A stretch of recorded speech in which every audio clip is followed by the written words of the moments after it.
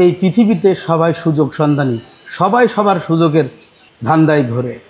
আপনি যতদিন পরিশ্রম করতে পারবেন গোটা ফ্যামিলি আপনাকে মাথার তাজ করে রাখবে, আর যখন আর পরিশ্রম করতে পারবেন না তখন ফ্যামিলির লোকের কাছে আপনি সবচেয়ে জঘন্যতম লোক।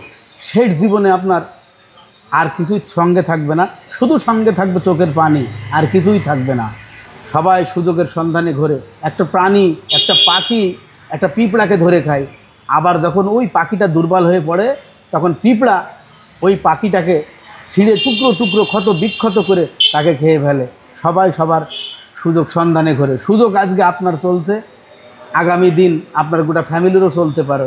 সেই জন্য নিজের জন্য সঞ্চয় করুন, নিজে কিভাবে ভালো থাকবেন বৃদ্ধাকালে সে চিন্তা করেন।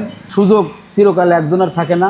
তো আজ অনেক কথাই বললাম, আবার অন্য কোনো সময় আপনাদের সাথে অন্য ধরনের কথা নিয়ে আবার আসব। ধন্যবাদ।